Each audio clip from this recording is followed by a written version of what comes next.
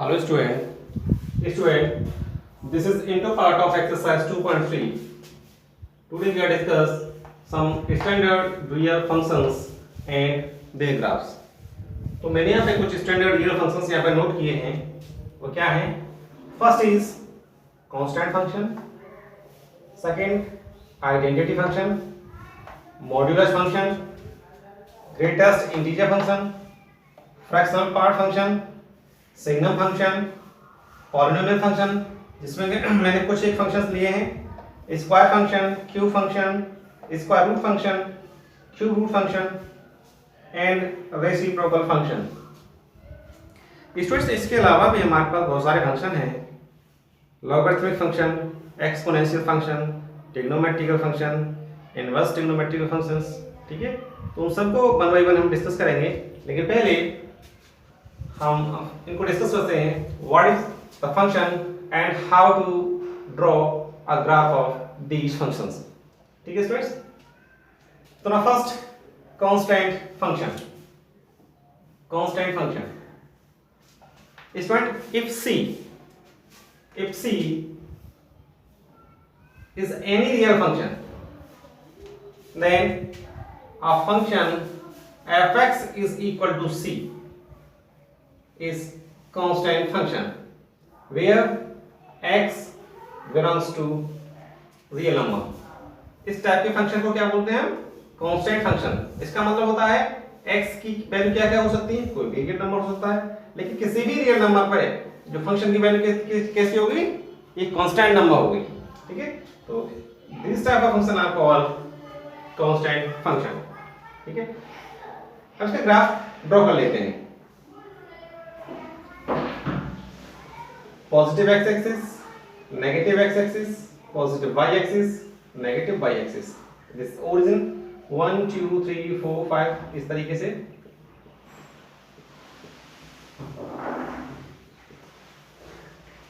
fx equals to c,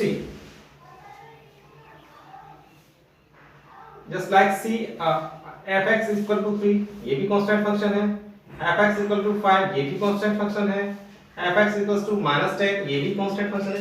c means any constant number, यहाँ पे कुछ भी हो सकता है. ठीक है, तो यहाँ पे देखते हैं, जब मैं यहाँ पे x की वैल्यू 1 पुट करेंगे, जब x की वैल्यू, यहाँ पे एक छोटा सा टेबल बनाएंगे. यहाँ पे x की वैल्यू है और ये क्या है? Value of fx. जब x की वैल्यू 1 पुट करेंगे तो फंक्शन की वैल्यू कितनी होगी? c. जब x की वैल्यू 2 पुट करेंगे तब भी फंक्शन की वैल्यू c होगी. जब 3 पुट करेंगे तब भी c होगी. तो 1 पे fx की वैल्यू क्या है? Just like c is here, यहाँ पे c है, ये हो गया. 2 पे क्या है? c. 3 पे क्या है? c. -1 पे वैल्यू क्या होगी? फिक्स वैल्यू है. ठीक है, तो इस टाइप से ये सभी पॉइंट्स को जैसे ज्वाइन करेंगे तो ये जो ग्राफ हमें मिलेगा, ये क्या है? c. ये distance from x axis to this line, देखिए x एक्सिस से इस लाइन के बीच जो डिस्टेंस है ये क्या है? c. तो कुछ ऐसा ग्राफ होगा कांस्टेंट फंक्शन का. इस कांस्टेंट फंक्शन की डोमेन क्या होगी?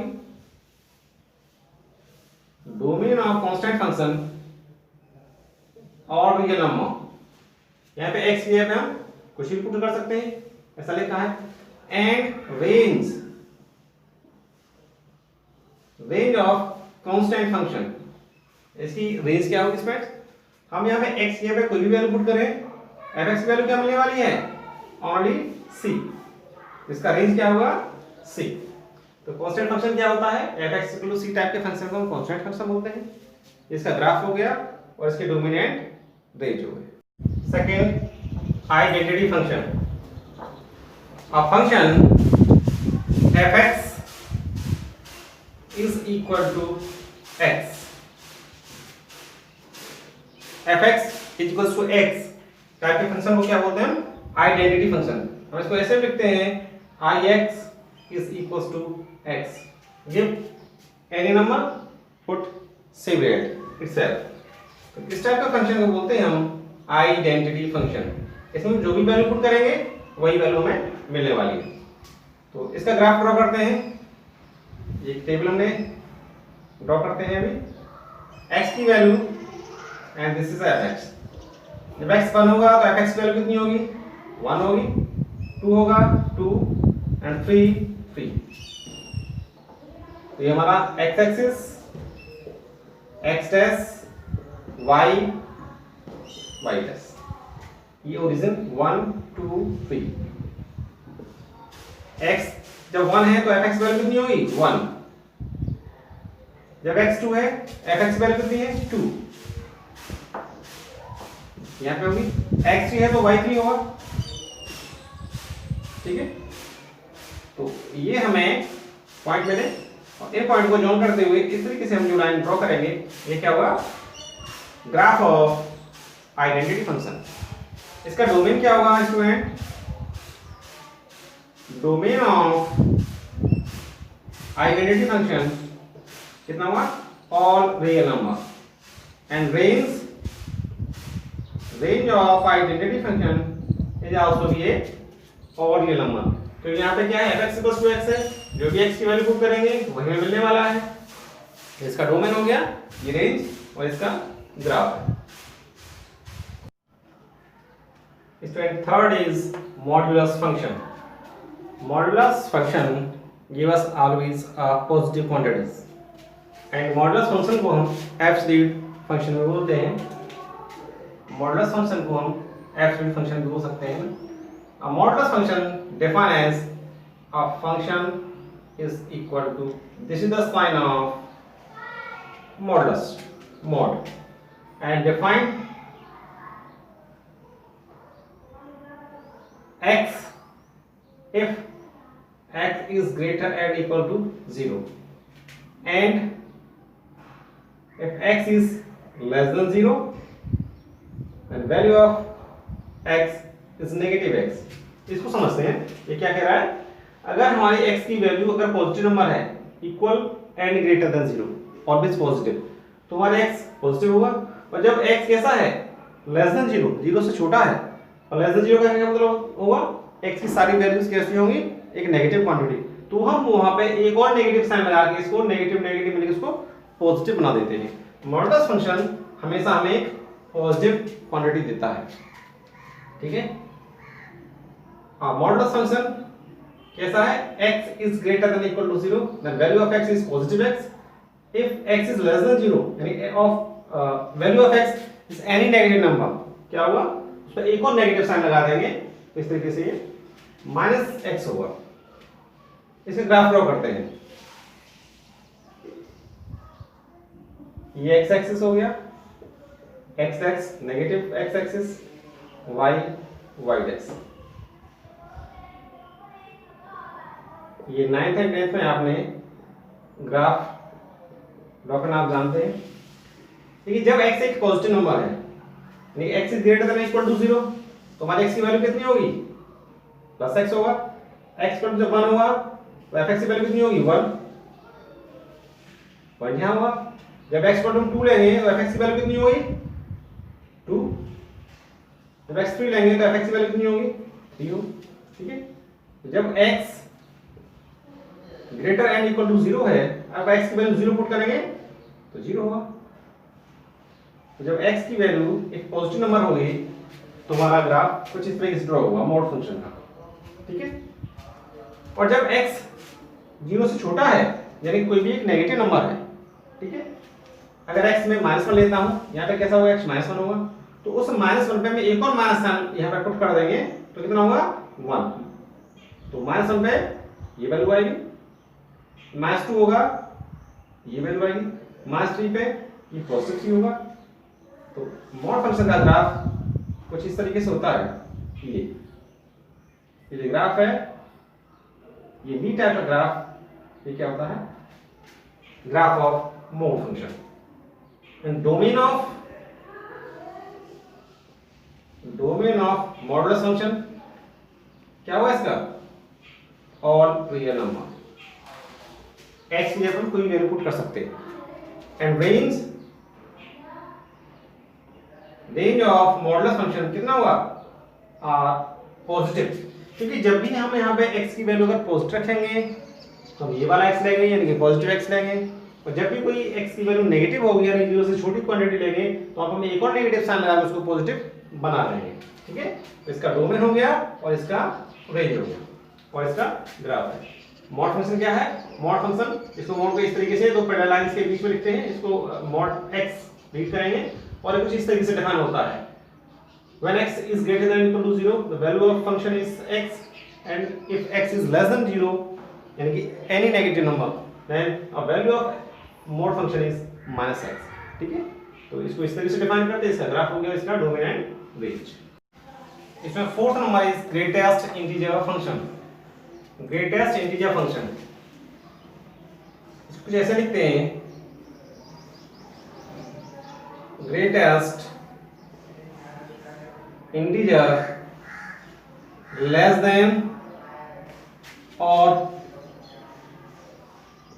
Equal to x। Greatest integer function less than और equal to x।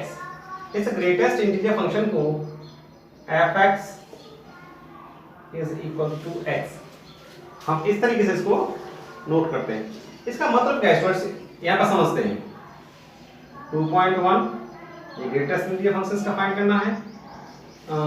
3.9 greatest integer 5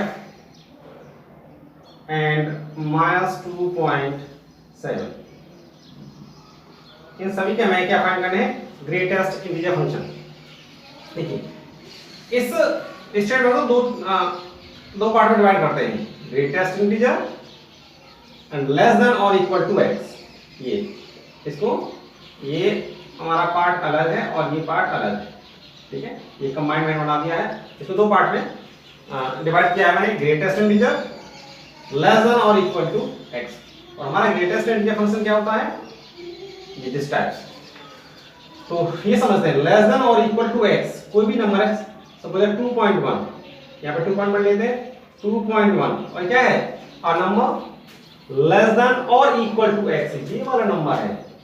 तो हमारा ग्रेटेस्ट इंटीजर फंक्शन कैसा होगा? x इज लेस देन और इक्वल टू दिस नंबर। हमें जिस भी नंबर का ग्रेटेस्ट इंटीजर फंक्शन फाइंड करना होता है उसको इस तरीके से नोट कर लेते हैं, a number greatest integer function less than और इक्वल टू दिस नंबर। ठीक है, तो अभी क्या करना है, हमें 2.1 से छोटे और इसके इक्वल इंटीजर फाइंड करने हैं। तो 2.1 तो इंटीजर है नहीं, इससे छोटे इंटीजर क्या होंगे? 2 होगा, 1 0 -1 -2। ठीक है, अब सेकंड वाले इस स्टेटमेंट को रीड करते हैं। ग्रेटेस्ट इंटीजर, इन सभी इंटीजर में सबसे बड़ा इंटीजर कौन सा है? 2। ठीक है, तो इसका ग्रेटेस्ट इंटीजर फंक्शन कितना होगा? 2। हम लिखेंगे f 2.1, इसकी वैल्यू क्या होगी?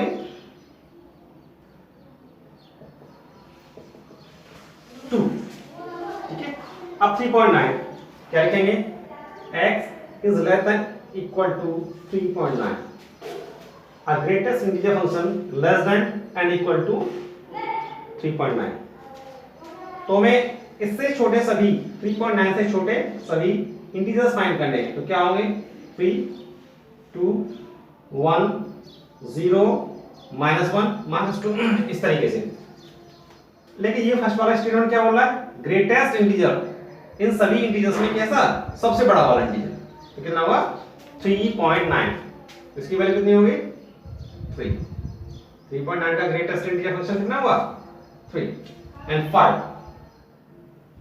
अब इसको देखते हैं, 5 क्या लिखा है हमने? लेस देन और इक्वल टू x। तो 5 है ये। ठीक है, हमें ग्रेटेस्ट इंटीजर फाइंड करना है। x is less than equal to 5। ये 5 से जो x की वैल्यू, x क्या है? ग्रेटेस्ट इंटीजर फंक्शन, वो कैसा होना चाहिए? 5 से छोटा हो या 5 के इक्वल हो। तो क्या क्या पॉसिबिलिटी है? 5 हो सकता है, 4 हो सकता है, 3 हो सकता है, 2 हो सकता है, 1 0 -1 -2 ना, ऐसे। और उसमें कौन सा इंटीजर फाइंड करना है? जो सबसे बड़ा हो। ठीक है, तो इसकी वैल्यू कितनी आएगी? 5। Now -2.7, x is less than and equal to -2.7, यानी कि हमारी x की वैल्यू है -2.7 से छोटी होनी चाहिए और वो क्या हो, एक इंटीजर होना चाहिए। तो -2.7 से छोटा इंटीजर क्या होगा स्टूडेंट? -3, ठीक है। उससे छोटा क्या होगा? -4, -5 डॉट डॉट डॉट और इससे छोटे नंबर आते जाएंगे, ठीक है। और इनमें ग्रेटेस्ट इंटीजर कौन सा है? ये वाला -3 सबसे बड़ा नंबर है, ठीक है। तो इसकी वैल्यू क्या आएगी? Greatest integer of 2.7 is equal to कितना होगा? -3, ठीक है। ये आपका ग्रेटेस्ट इंटीजर फंक्शन होता है। चलिए इसका ग्राफ ड्रॉ कर लेते हैं, ग्रेटेस्ट इंटीजर फंक्शन का ग्राफ ड्रॉ कर लेते हैं। x negative x y y dash 0 1 2 3 4 -1 -2 -3 -4। जब भी x की वैल्यू 0 से 1 के बीच रहेगी, 0 और 1 के बीच, तो हमारा ग्रेटेस्ट इंटीजर की वैल्यू क्या होगी? एक इंटीजर होना चाहिए 0 से लेके 0.9 तक और मे बी 999 तक। इसकी वैल्यू कितनी होगी? 0, ठीक है। तो हम यहाँ पे 0 पे तो ये डॉट लगाएंगे और यहाँ तक 9.99 पे यहाँ पे नोड लगाएंगे 1 पे, क्योंकि जैसे ही इसकी वैल्यू 1 होगी, ग्रेटेस्ट इंटीजर की वैल्यू जब भी 1 होगी, तो ये जब भी x की वैल्यू 1 होगी तो ग्रेटेस्ट इंटीजर की वैल्यू कितनी हो जाएगी? 1 हो जाएगी। या समझिए जब हमारे पास कोई इंटीजर होता है तो उसका ग्रेटेस्ट इंटीजर भी वही नंबर होता है, ठीक है। अब जैसे ही वैल्यू 1 से लेके 1.9 में भी 1.999 तक जाएगी, तो तब इसकी वैल्यू कितनी होगी? ग्रेटेस्ट इंटीजर फंक्शन की वैल्यू कितनी होगी? 1 से लेके 1.9 तक, 1 से लेके 1.9 तक जो फंक्शन fx की वैल्यू कितनी होगी? वो 1 होगी यहाँ तक। और जैसे ही x की वैल्यू 2 आएगी तो वो डायरेक्टली 2 पे जंप कर जाएगा, ठीक है। 1.9 पे वैल्यू कितनी होगी ग्रेटेस्ट इंटीजर फंक्शन की? मैं बोल रहा हूँ 1.9 पे ग्रेटेस्ट इंटीजर फंक्शन की वैल्यू कितनी होगी? 1। और जैसे ही 2 पे जंप करेगा तो इसकी वैल्यू कितनी हो जाएगी? 2 पे इसकी वैल्यू 2। लेकिन 2 से लेके 2.0 से लेके 2.9 मे बी 2.999 तक इसकी वैल्यू कितनी होगी? केवल 2 होगी। और जैसे ही ये x की वैल्यू 3 आएगी तो वो सीधा 3 के जंप कर जाएगा। और 3 से लेके 3.9 तक इसकी वैल्यू कितनी होगी? 3 होगी। 1 2 3। और जैसे ही 4 पे आएगा तो 4 पे वैल्यू 3 नहीं होगी, वो 4 हो जाएगी, ठीक है। तो इस तरीके का ग्राफ होता है ग्रेटेस्ट इंटीजर फंक्शन का। और नेगेटिव में जब भी हमारी वैल्यू 0 से लेके -0.9 तक होगा, हमारी जब भी नेगेटिव में वैल्यू हमने दी थी, तो जो भी वैल्यू थी उससे बड़ा वाला यानी कि -2.7 से छोटा इंटीजर क्या होगा? -3, ठीक है। या आप ये समझिए जो भी नेगेटिव नंबर होता है इसमें एक और सब्ट्रैक्ट कर देते हैं। तो 0 से लेके 0.9 नेगेटिव 0.9 तक वैल्यू लेंगे तो इसकी वैल्यू क्या आएगी? 1। तो कुछ इस तरीके का ग्राफ बनने वाला है। 0 पे तो 0 होगा और यहां से लेके इसकी वैल्यू 1 आएगी, इस तरीके से, ठीक है। ये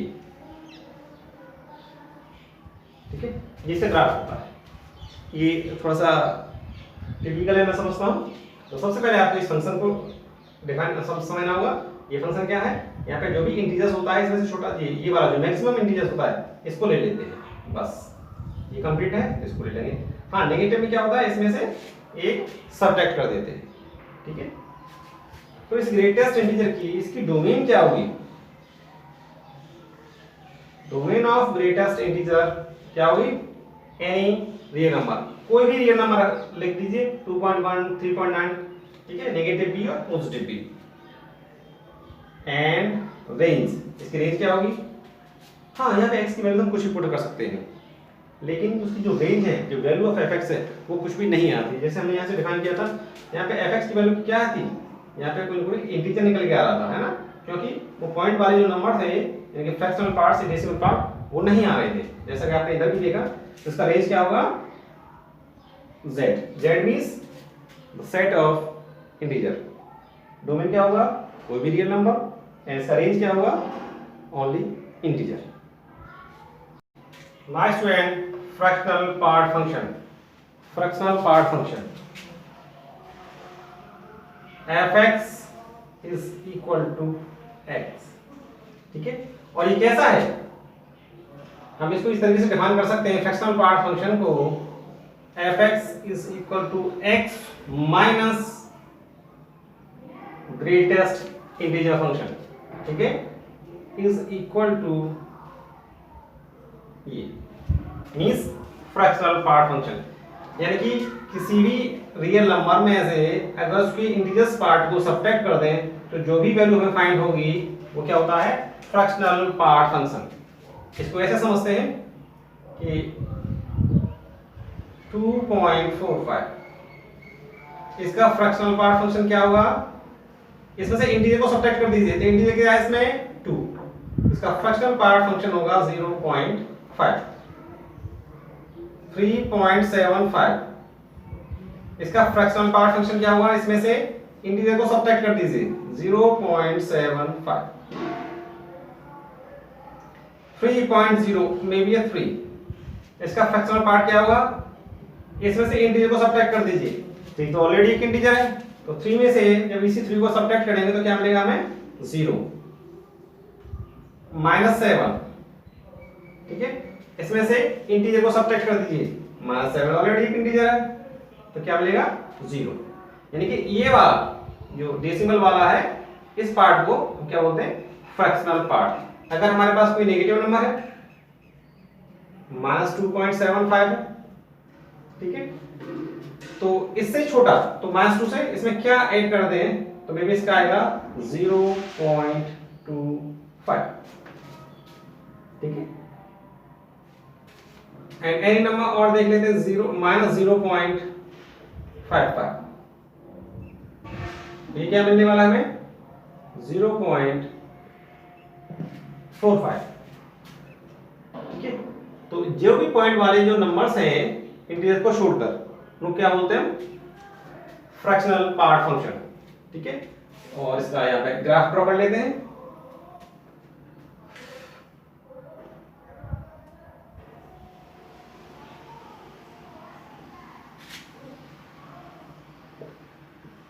y डैश ओरिजिन 1 2 3 4, जब भी हमारी वैल्यू 0 से 1 के बीच में होगी, 1 2 3 4, जब भी वैल्यू हमारी 0 से 1 के बीच में होगी, हमारे जो फ्रैक्शनल पार्ट है वो भी कितना होगा, जो उसकी वैल्यू होगी। 0.1 का फ्रैक्शनल पार्ट कितना होगा, 0.1 होगा। 0.1 का फ्रैक्शनल पार्ट होगा 0.1। 0.2 का फ्रैक्शनल पार्ट कितना होगा, 0.2। ऐसे करते करते 0.9 का फ्रैक्शनल पार्ट कितना होगा, 0.9। और जैसे भी 0.9 से 1 की तरफ जाएगा इसका फ्रैक्शनल पार्ट कितना होगा, 0, ठीक है। तो यहाँ से जैसे पॉइंट पे वैल्यू आगे बढ़ती जाएगी इसके फ्रैक्शनल पार्ट क्या होंगे, ये 1 2, ठीक है। तो जैसे जैसे 1.1 पे 0.1 पे 0.1 है, 0.2 पे 0.2, 0.3 पे 0.3, मे बी 0.111 पे उसकी वैल्यू सेम उतनी होगी। और जैसे ही ये सारी वैल्यू होंगी 0 पे 0 होगी, और जैसे ही वैल्यू 1 पे पहुंचेगी, ठीक है, तो 1 पे फ्रैक्शनल पार्ट फंक्शन की वैल्यू क्या होगी, 0 होगी। यानी कि 1 पे यहाँ पे हम नोड लगा देंगे। 1 पे कितनी होगी, 0, 1.1 पे 1.1, 1.2 पे 1.2, इस तरीके से। और जैसे ही वैल्यू 2 पे जाएगी, 2.0 पे इसकी वैल्यू कितनी होगी, 0। 2 पे वैल्यू कितनी होगी ग्रेटेस्ट इंटीजर फंक्शन की, सॉरी फ्रैक्शन पार्ट फंक्शन की वैल्यू कितनी होगी, 0। और 2.1 पे फ्रैक्शनल पार्ट फंक्शन की वैल्यू कितनी होगी, 0.1। 2.2 पे कितनी होगी, 2.2 पे वैल्यू कितनी होगी, 0.2, ठीक है। तो इस तरीके से वैल्यू बढ़ती जाएगी, कहां तक, 1 तक। जैसे ही यहाँ पे जब 3 पे जाएगा तो इसकी यहाँ पे नोड आ जाएगा। क्यों कि 3 पे इसकी वैल्यू कितनी हो जाएगी 0।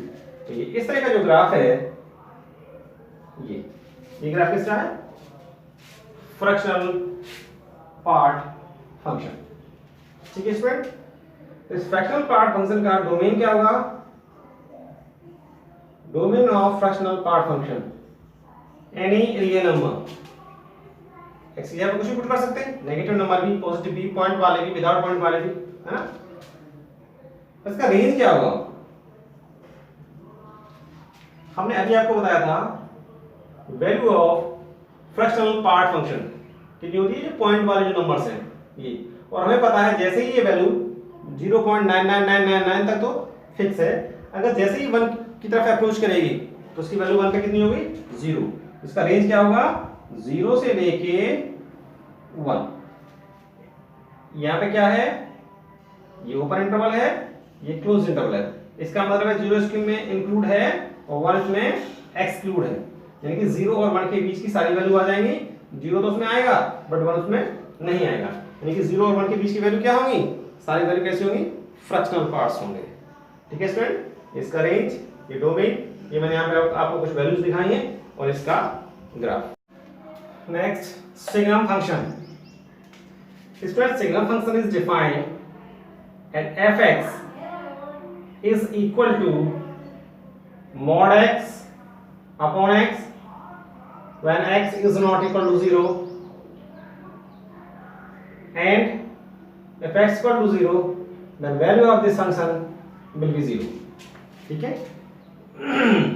सिग्नम फंक्शन क्या है, mod x upon x when x is not equal to 0 and 0 when x equal to 0। और इसको कुछ हम इस तरीके से डिफाइन करेंगे।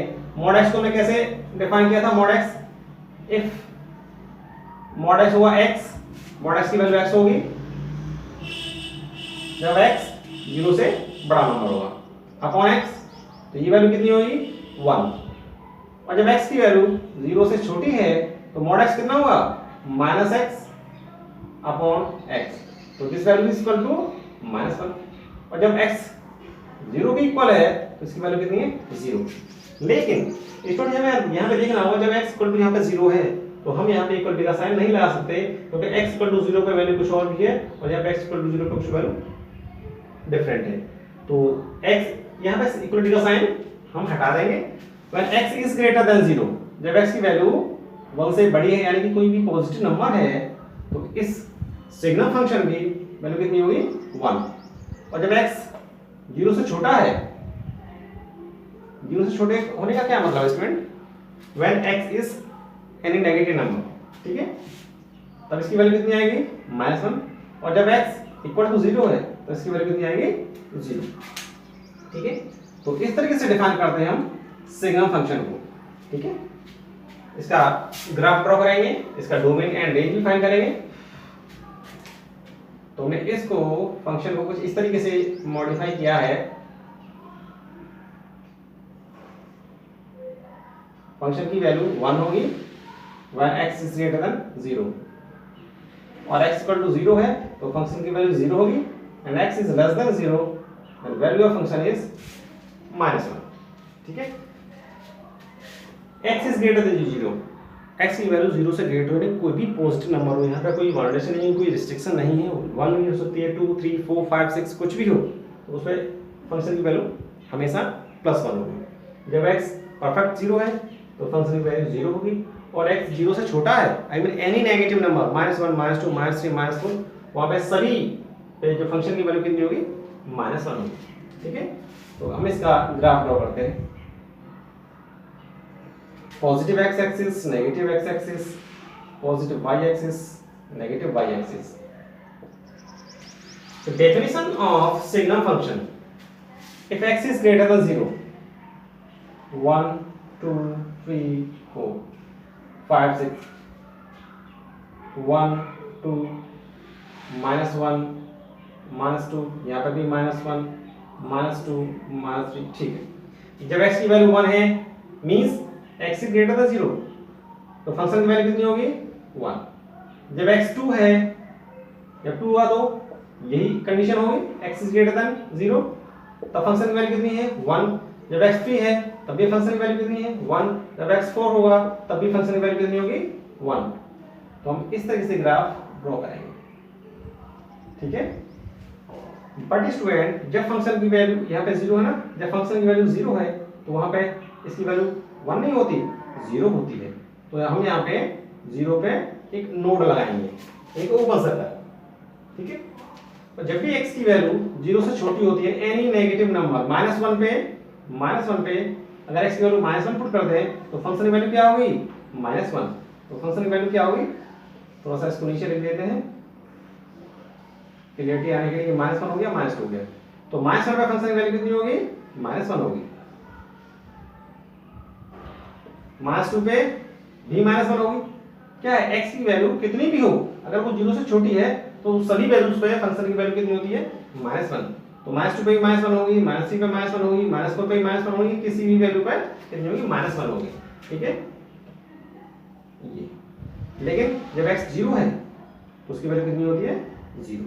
तो यहाँ पर भी एक नोड आएगा, 0 पे इसकी वैल्यू 0 नहीं होती, 0 पे इसकी वैल्यू 0 सॉरी 0 पे इसकी वैल्यू 0 होती है, -1 नहीं होती।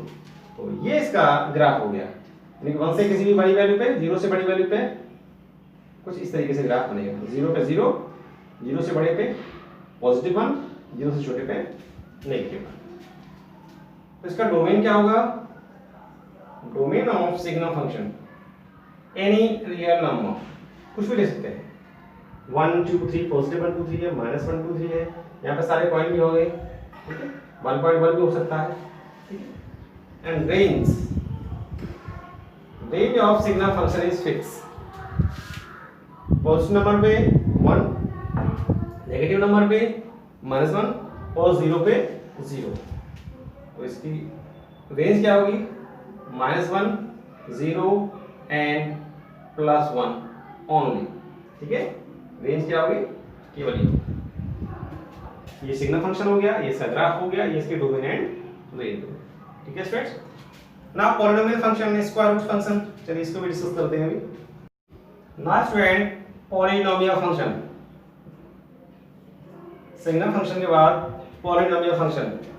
अ function f(x) is equal to a0 a1x a2x square a3x cube plus dot dot dot anx to the power n। इस टाइप के फंक्शन को क्या बोलते हैं हम, पॉलिनोमियल फंक्शन। यहाँ पे a0 a1 a2 a3 क्या है, कोई भी रियल नंबर्स हो सकते हैं। क्योंकि पॉलिनोमियल फंक्शन है ना, ये काफी ब्रॉड फंक्शन है, तो इसमें हमने कुछ एक फंक्शंस लिए हैं, just like square function f(x) equal to x square 2x square 3x square type function.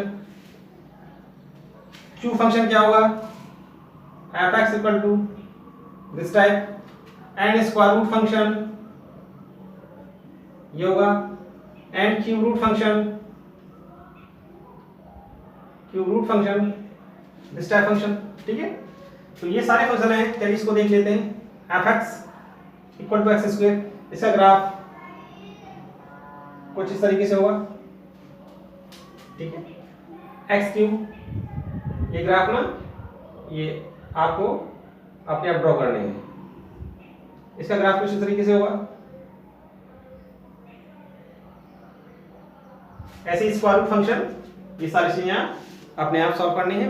अगर यहाँ कोई प्रॉब्लम है तो आज हमें कमेंट्स में ये चीज क्वेश्चन कर सकते हैं।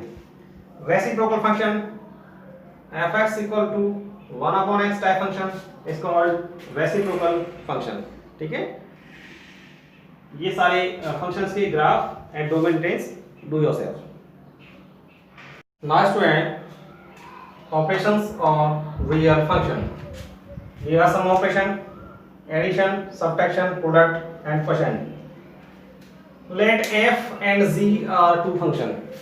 Let f and z are two functions defined from d1 to r and d2 to r. The sum of the two functions is equals to sum of their different function. यानी कि दोनों के अलग-अलग, दोनों फंक्शनों के अलग-अलग सम के इक्वल होगा। Where x belongs to d1 intersection d2 means जो x है वो D1 और D2 यानी कि दोनों की डोमेन से बिलोंग करना चाहिए, ठीक है। And subtraction, let f and g are two function and f is defined from D1 to R and a function g defined from D2 to R. Then difference or subtraction of two function f minus gx is equal to fx minus gx, where x belongs to D1 intersection D2. Means x है, ये जो x है वो D1 और D2 यानी कि दोनों ही function के डोमेन में होना चाहिए। And product let f and g are two function, a function f defined from D1 to R and a function g defined from D2 to R. The product of two function f dot g x is equal to fx into gx and x belongs to D1 intersection D2. X belongs to D1 intersection D2. And percent, let f a function defined from D1 to R and another function g defined from D2 to R. Then quotient of function f and g is equals to fx upon gx, where gx is not equal to 0, ठीक है। यहाँ पे gx 0 के equal नहीं होना चाहिए। x belongs to D1 intersection D2 minus gx equal to 0, यानी कि gx equal to 0 जब भी होगा तो हम उसको यहाँ से सब्ट्रैक्ट कर देंगे, यानी कि वो वाला पॉइंट नहीं लेंगे जब gx 0 के इक्वल है, ठीक है। दिया सब एब्जर्व ऑफ फंक्शन, ठीक है। इसमें कुछ ऑपरेशंस थे, इनको आप नोट कीजिए।